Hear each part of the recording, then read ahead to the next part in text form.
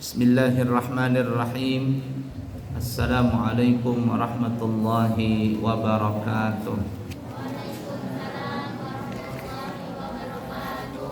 Alhamdulillahi rabbil alamin.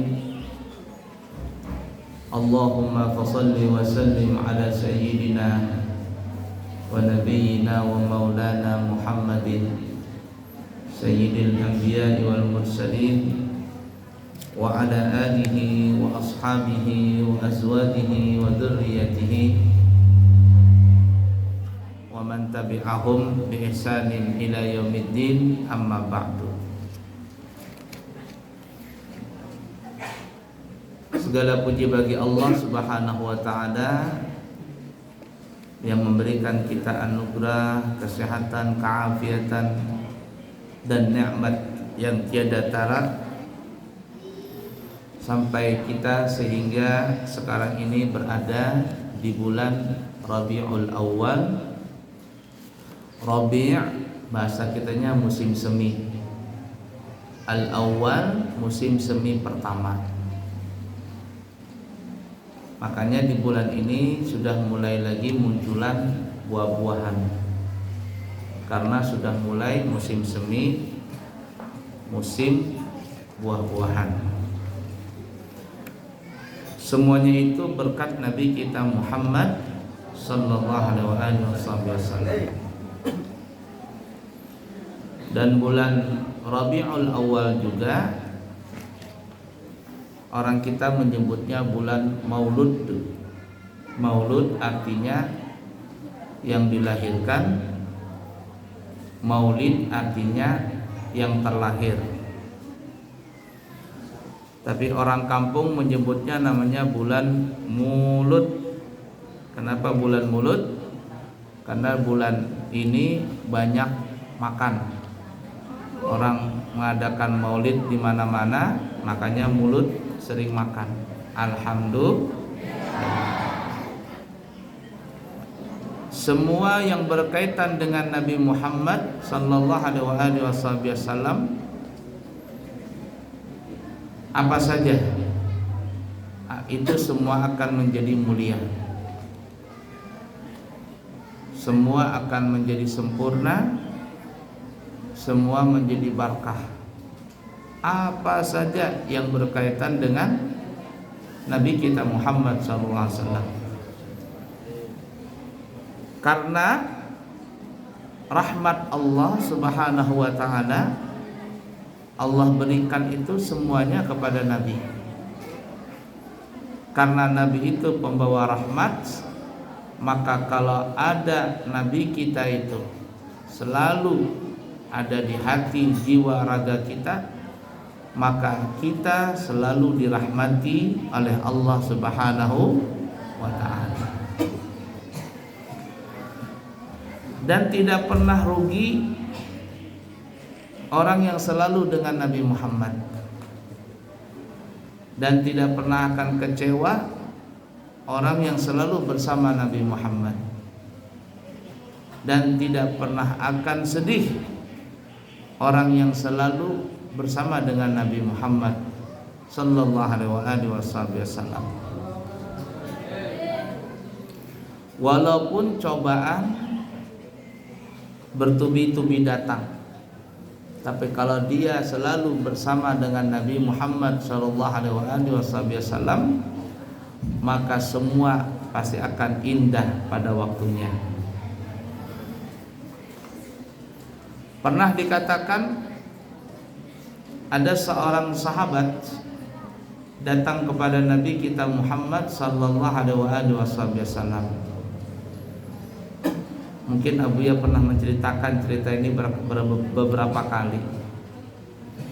Sahabat ini datang, dia bilang, "Ya Rasulullah, sudikah engkau datang ke rumahku? Karena aku di rumah kepingin mengadakan jamuan makan. Aku ingin mengundangmu makan di rumah." Nabi kita Muhammad sallallahu alaihi wasallam pun bilang, "Ya, aku insya Allah datang ke rumahmu untuk menghadiri jamuan makan tersebut. Kapan, kata Nabi? Kata sahabat ini, ya mungkin 3 jam lagi ya Rasul, saya akan pulang duluan untuk mempersiapkan semuanya. Kata Rasul, baiklah. Maka sahabat ini pun akhirnya pulang duluan. Dia menemui istrinya. Dia bilang sama istrinya, wahai istriku, ketahuilah Nabi Muhammad sallallahu alaihi wasallam akan datang ke rumah kita ini untuk menghadiri jamuan makan. Istrinya pun senang, karena jangankan Rasulullah sallallahu alaihi wasallam, kita saja umpama kedatangan lurah atau camat, apalagi sampai presiden yang datang ke rumah kita, pasti kita akan senang dan berusaha menyambut dan melayani dengan pelayanan yang sangat sempurna. Bagaimana kalau yang datang itu adalah Nabi kita Muhammad sallallahu alaihi wasallam ke rumah kita?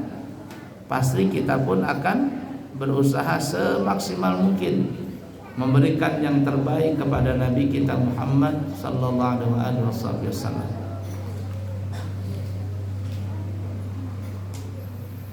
Sahabat ini bilang kepada istrinya, wahai istriku, kira-kira jamuan makanan apa yang kita akan berikan kepada Nabi?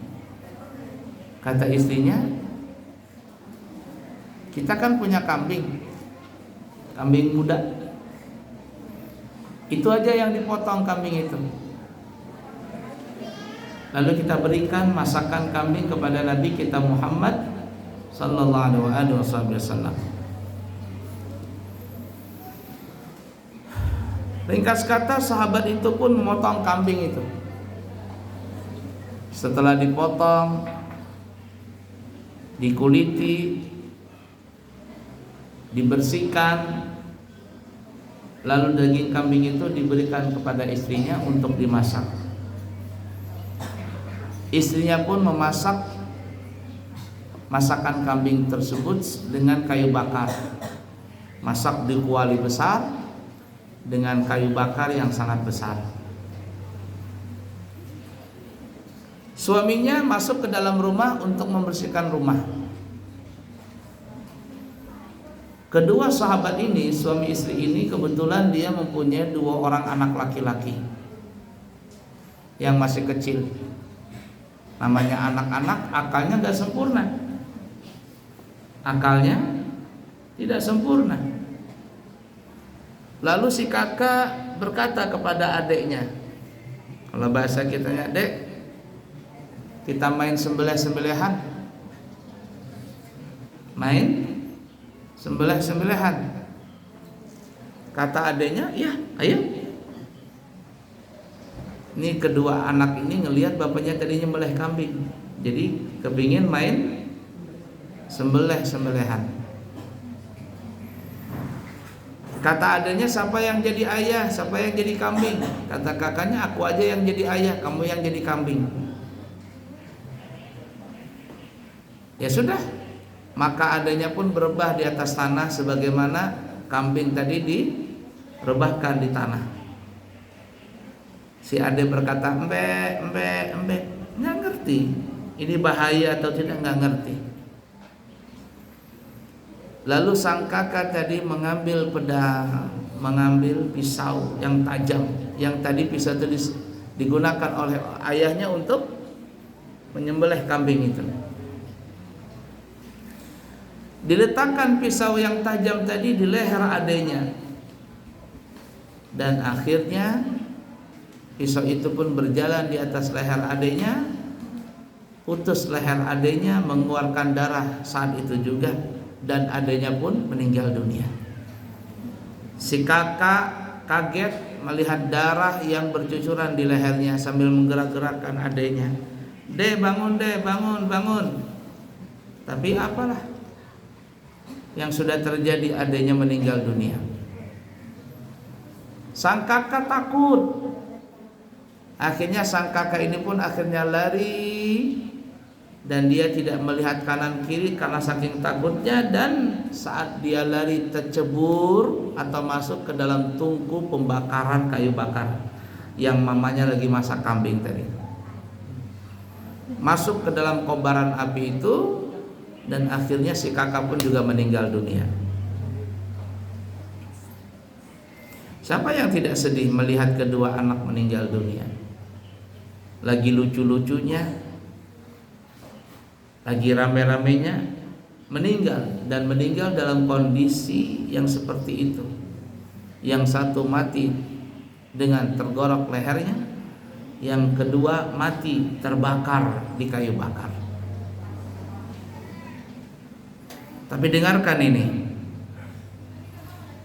suami istri ini lebih cinta kepada Nabi kita Muhammad sallallahu alaihi wasallam.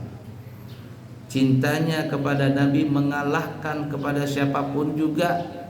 Begitu juga kedua anaknya. Suami ini berkata kepada istrinya, "Wahai istriku, anak kita telah meninggal dunia, tapi ketahuilah, Nabi kita Muhammad sallallahu alaihi wasallam sebentar lagi akan datang. Jangan sampai Nabi kita tahu kita punya anak meninggal dunia. Karena kalau Nabi kita tahu, nanti Nabi tidak jadi makan, malahan Nabi melayat. Kita sembunyikan saja anak kita ini.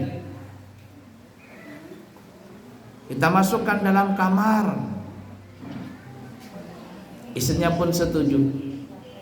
Maka kedua anak sahabat ini, anak suami istri sahabat ini pun diangkat ke dalam kamar, ditaruh di atas ranjang, ditutupi dengan selimut. Lalu ditutup kamar itu, dan setelah itu mereka merasa tidak ada kejadian apapun. Mereka merasa anak mereka masih hidup di sekitar mereka. Kenapa? Karena mereka merasa sebentar lagi Nabi datang. Kecintaan mereka kepada Nabi Muhammad sallallahu alaihi wasallam mengalahkan kesedihan mereka yang anak mereka meninggal dunia. Waktu yang dijanjikan tiba.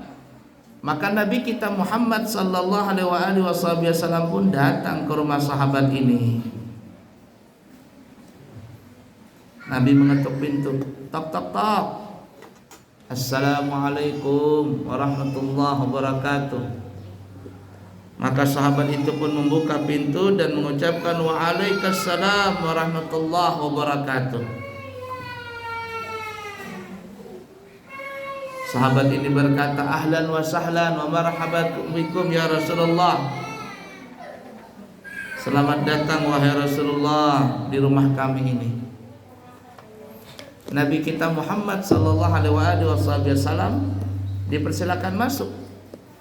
Ketika Nabi kita Muhammad sallallahu alaihi wasallam masuk ke dalam rumah tersebut, maka rumah itu pun langsung sekejap menjadi harum.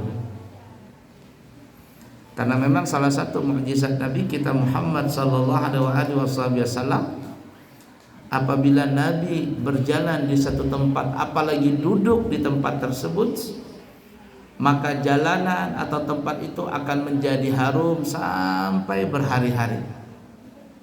Kalau Nabi berjalan dalam satu gang, pagi Nabi berjalan, maka harumnya itu sampai sore. Dan para sahabat tahu bahwa jalanan ini baru saja atau hari ini dijalani oleh Rasul.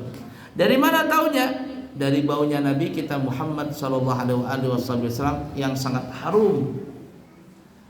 Walaupun Nabi tidak memakai minyak harum, Nabi sudah harum luar biasa. Nabi masuk ke rumah sahabat tadi, saat itu juga suasana rumah menjadi harum semerbak. Yang rumah tadi mungkin panas pengap, maka ketika Nabi masuk, maka rumah itu seakan-akan ber-AC. Nabi pun duduk. Nabi kita Muhammad sallallahu alaihi wasallam memulai pembicaraan. Nabi berkata, "Ya sahibi, wahai sahabatku, Kaifa haluk, bagaimana kabarmu? Maka sahabat ini bilang, ana bi khair ya Rasulullah, aku dalam keadaan baik ya Rasul. Alhamdulillah, baik sekali. Takarramna bi hudurikum, kami merasa mulia dengan kehadiranmu di rumah kami ini. Nabi bertanya lagi, wa kaifa halu zaujatik, bagaimana kabar istrimu? Sahabat ini bilang, ya hiya bi khair, dia dalam kebaikan juga ya Rasul. Istriku baik, senang, semuanya bergembira. Sebentar lagi dia akan membawa jamuan makan ke hadapan kita ini. Kalau engkau baik, kata Nabi, istrimu baik, wa kaifa halu ibnaika, kalau engkau baik, istrimu baik, lalu bagaimana kabar kedua anakmu? Kabar kedua anakmu bagaimana? Sahabat ini bingung mau ngomong apa ini. Masa dibilangin mati ya Rasul? Oh, kaget nanti. Akhirnya sahabat ini bilang, huma fi khair, keduanya dalam kebaikan ya Rasul. Nabi bilang kalau memang keduanya baik, sehat walafiat, kalau memang baik keduanya, sekarang mana? Kedua anakmu tuh mana? Kok nggak kelihatan? Apa Nabi bilang? Anu ya Rasul, saya kurung dalam kamar. Kenapa kau kurung dalam kamar? Biarkanlah mereka berdua masuk ke ruangan ini, makan bersama kita.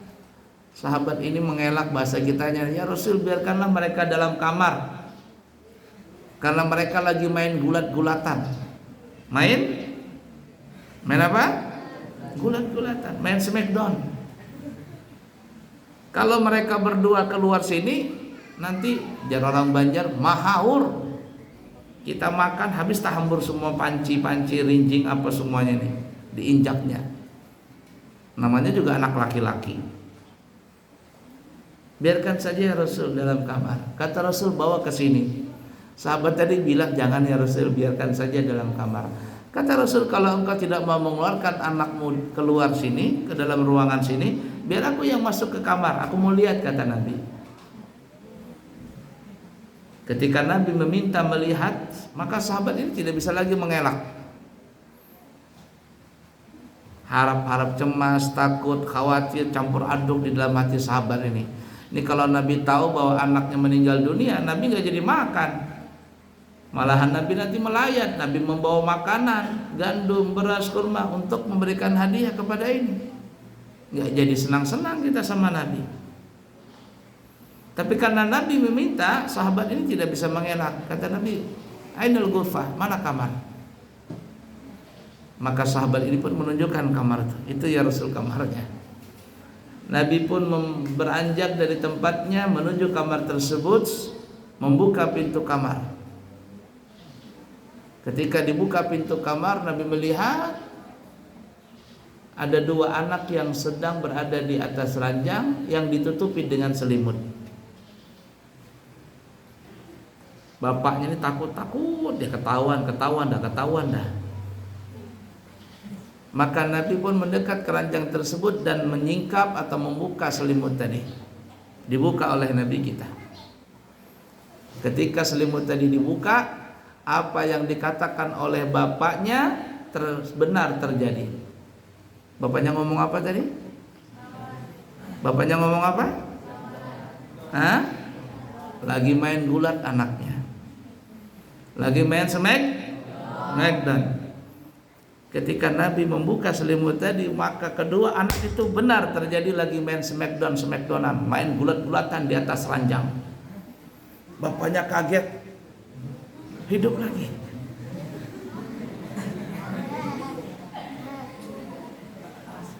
Jangan dicoba Sophia sama Alam. Kalau pang nanti Alam kata Sophia, kita main sembelih-sembelihan yuk. Habis Abuya pusing. Abuya nggak punya karamat seperti itu.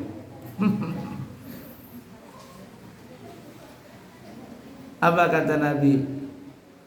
Sungguh Jibril mengabarkan kepadaku, kalau bahasa kitanya nih ya, bahwa kedua anakmu ini telah meninggal dunia.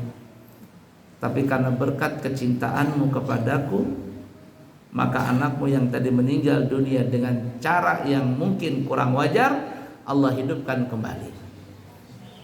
Sallallahu alaihi wasallam. Ini yang tadi kita bilang, bahwa apa saja yang bersandar dengan Nabi Muhammad sallallahu alaihi wasallam pasti senang, pasti bahagia.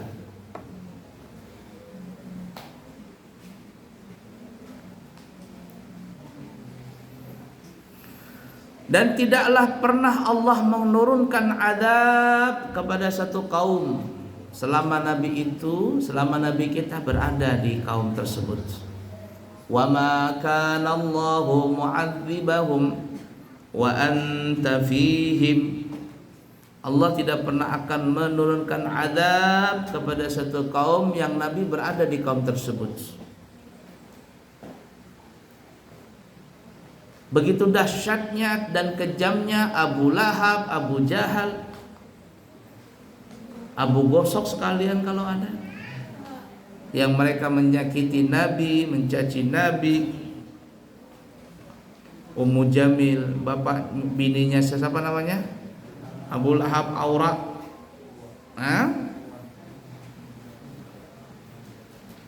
Menaburkan duri-duri kotoran, duri-duri pohon, beling-beling di jalan Nabi.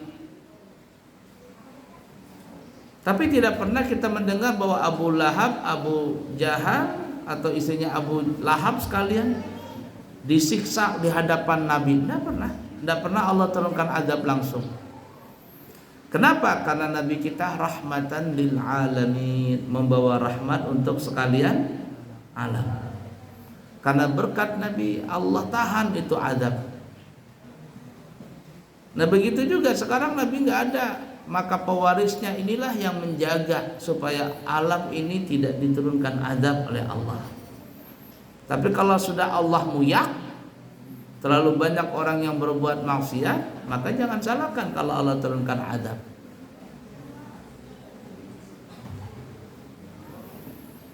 Jadi Abu Lahab, Abu Jahal tidak pernah diturunkan azab secara langsung di hadapan mereka selama Nabi masih ada di hadapan mereka.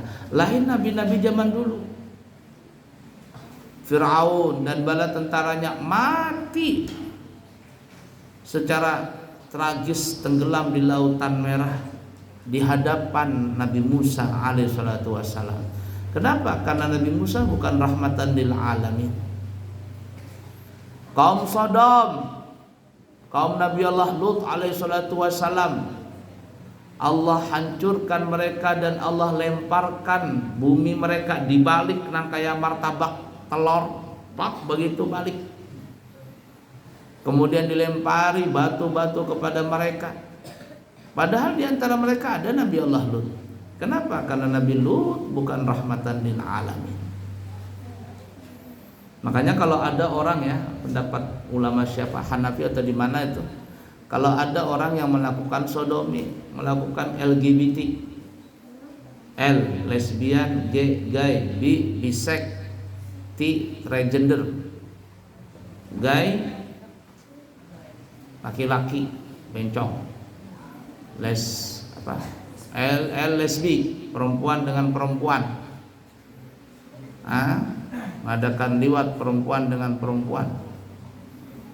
Apalagi L gay, bencong jadi-jadian. Bencong itu ada dua, ada bencong asli, bencong jadi-jadian. Kalau bencong asli mempunyai dua kelamin, kelamin laki-laki, kelamin perempuan. Dalam keadaan hidup kita ini ada yang seperti itu. Tapi ada juga yang bencong jadi-jadian, muka keibuan, kaki kesebelasan. Itu yang banyak di pinggir-pinggir jalan tuh kalau malam. Kalau siang jadi Susilo, kalau malam jadi Susi. Siapa namamu? Susi. Siapa namamu? Susi. Siapa namamu? Agus katanya. Kan ada yang siap Agus katanya. Itu bencong jadi-jadian.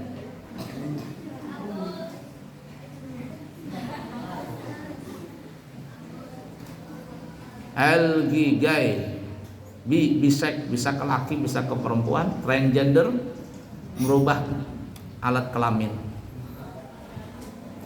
Dalam pendapatnya Imam Hanafi kalau tidak salah, kalau ada orang yang melakukan LGBT, siksaannya itu apa? Dilemparkan dari atas jurang, dari atas gunung jatuh ke jurang. Setelah jatuh mayatnya baru dilempari batu.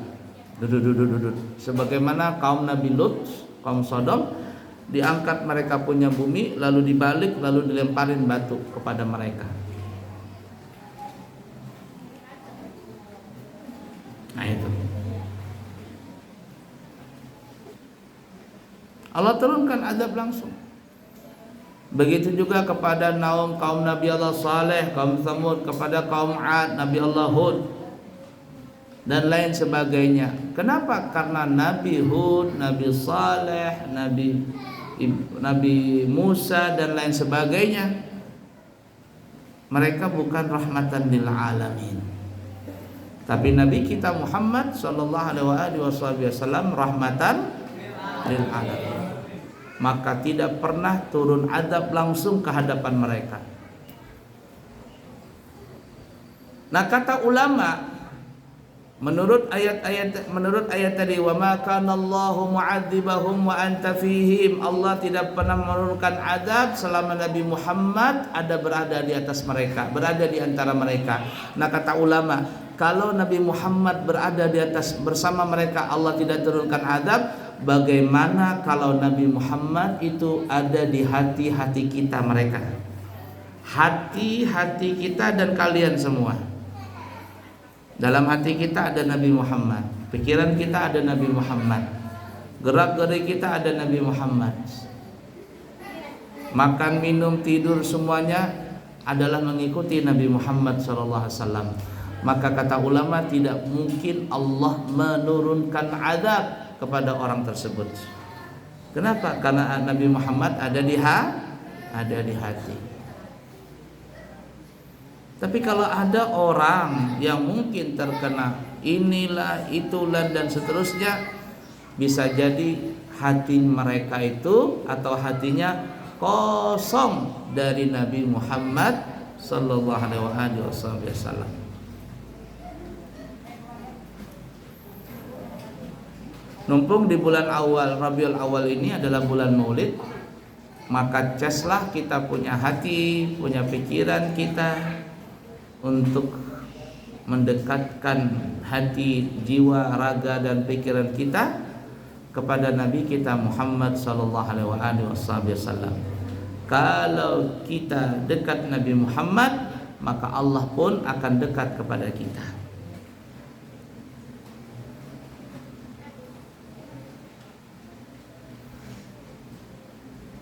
In kuntum tuhibbunallaha fattabi'uni yuhibbukumullahu wa yaghfir lakum dzunubakum wallahu ghafurur rahim.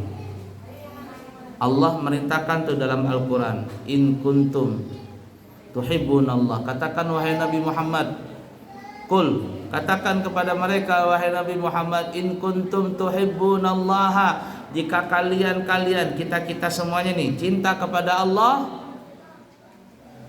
apa kata Allah?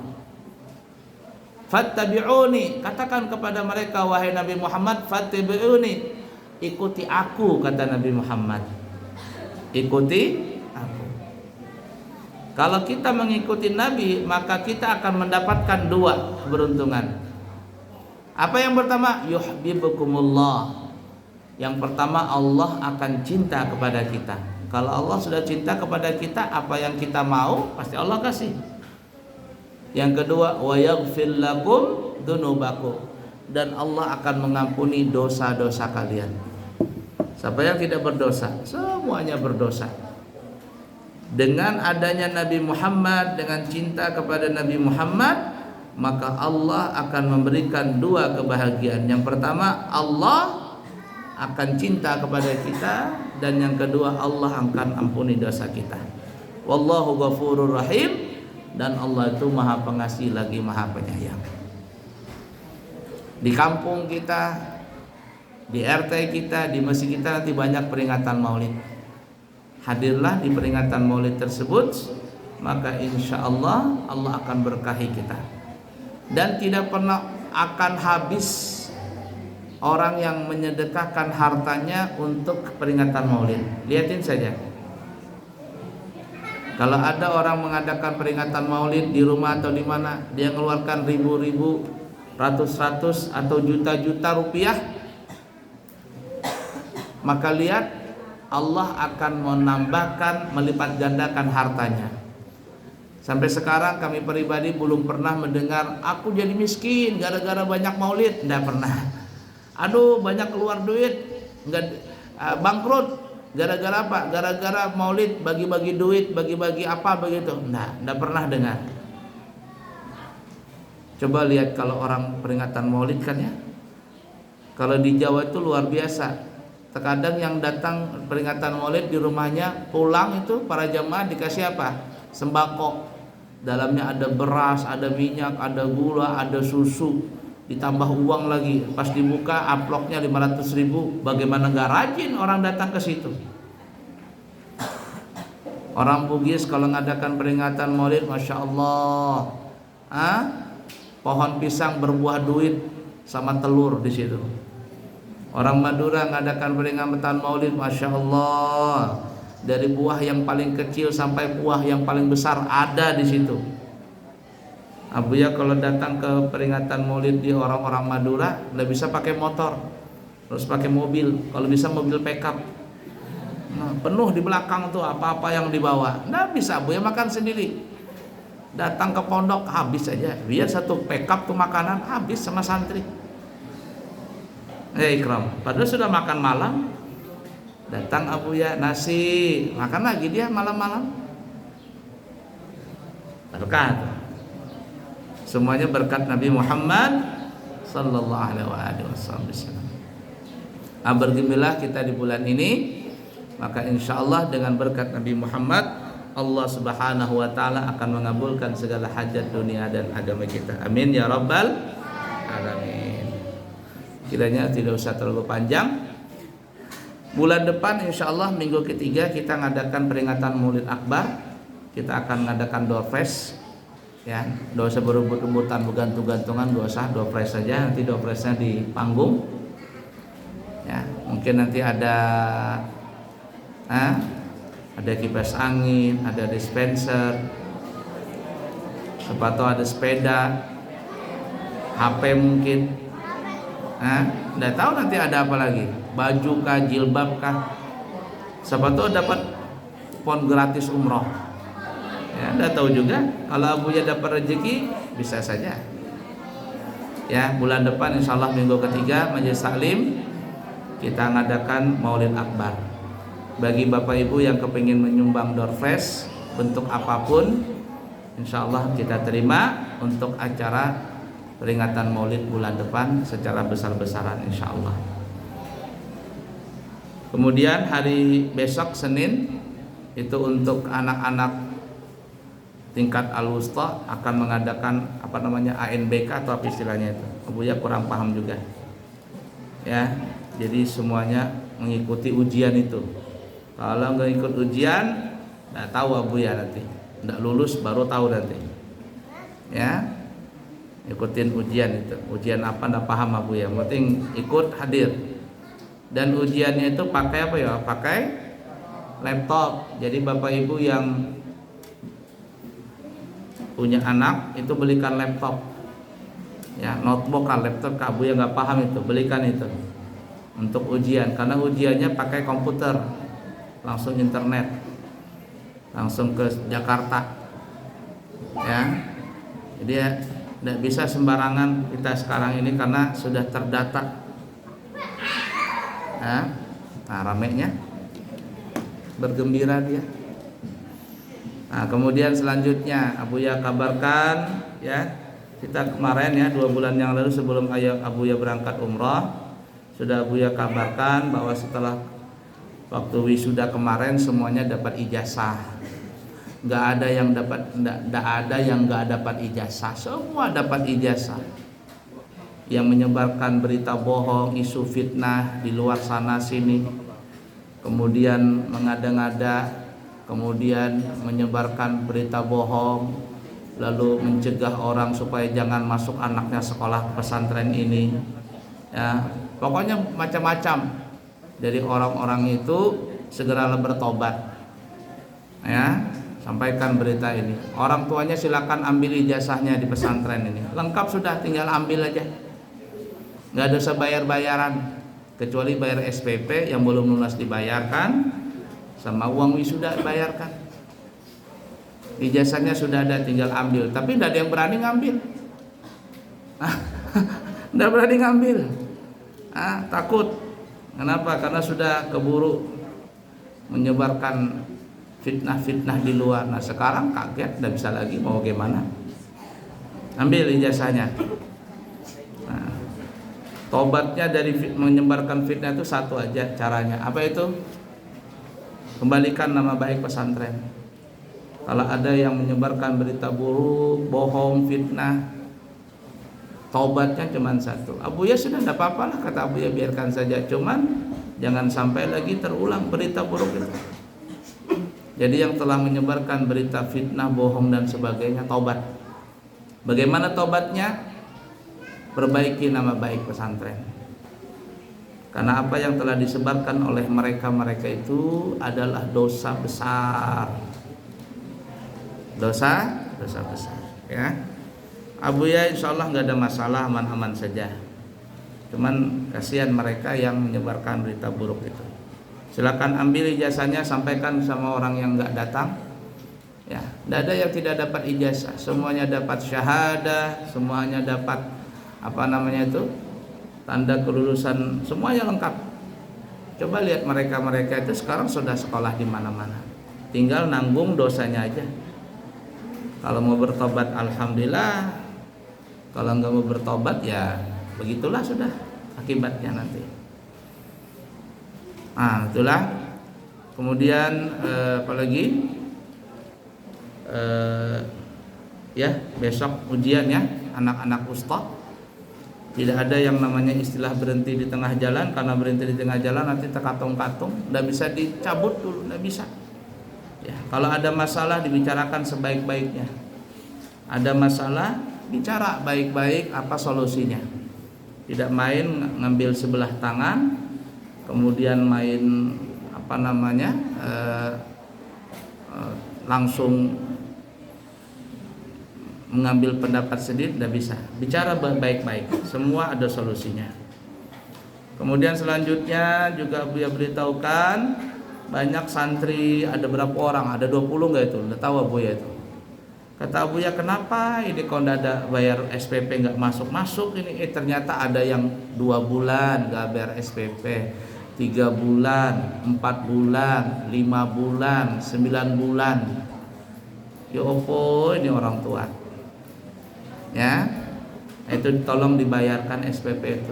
Bapak Ibu tahu nggak sehari berapa masak beras di sini? Nah, coba Bu, berapa Bu kira-kira Bu? Pak, sehari berapa? 2 karung sehari. Kalau beras itu harganya umpama sekarung 300, berapa Pak Mandani? 315 kali 2 karung berapa sudah? 630.000. 630.000 dikali 30 berapa juta itu? 18 juta atau 19 juta? Itu berasnya doang tuh. Maka makan anak ini gancang, walaupun ikan tahu tempe gancang benar makan. Nah, bekerja sama. Ya. Abuya di sini mengeluarkan duit itu yang pasti itu 30 juta, itu pasti sudah itu. Bisa sampai 60 juta sebulan. Nah, kalau orang tua tidak mengerti dalam masalah ini, maka tidak etislah seperti itu. Nah, bergembira. Baiklah ya. Jadi anak santri yang bapak mamanya belum membayarkan SPP, tolong dibayarkan, dilunasi segera supaya bisa mudah untuk kelanjutan belajar anak bapak ibu semua. Ya. Kemudian ada istilah berhenti di tengah jalan Abuya tidak ada lagi terima berhenti di tengah jalan. Semuanya mesti lulus sampai betul-betul lulus. Yang wusta lulus, yang ulia lulus, yang ula lulus. Kalau ada masalah mesti wajib dibicarakan. Tidak ada yang tidak bisa dibicarakan. Karena itu bisa saja kesalahpahaman atau ada yang ngompor-ngomporin dan sebagainya. Ya, jadi semuanya harus secara baik dan benar. Baik seperti itu. Kemudian juga diberi kabar ya, siapa tahu Bapak Ibu ada yang kepingin berangkat umroh. Ada keberangkatan akhir September ini, akhir November dan akhir Desember. Oktober sudah penuh. Siapa tahu ada yang kepingin berangkat umroh, 9 hari 29 juta, 12 hari 32 juta. Mungkin nanti ada promo ya, promo Bapak Ibu, siapa yang berangkat satu keluarga 5 orang maka akan gratis satu. Tapi sampai sekarang promonya belum turun. Kalau ada satu keluarga berangkat umroh maka akan digratiskan satu umroh. Baik, mungkin seperti itu. Sebelum kita tutup, mari kita bertahlil. Semoga apa yang diharapkan oleh keluarga ahli waris tersampaikan pahalanya kepada almarhum dan almarhumah. Yang baik dari Allah, yang buruk dari pribadi, minta maaf, minta ampun. Subhanakallahumma wa bihamdika asyhadu an la ilaha illa anta astaghfiruka wa atubu ilaihi. Wa akhiru kalam, wassalamu alaikum warahmatullahi wabarakatuh.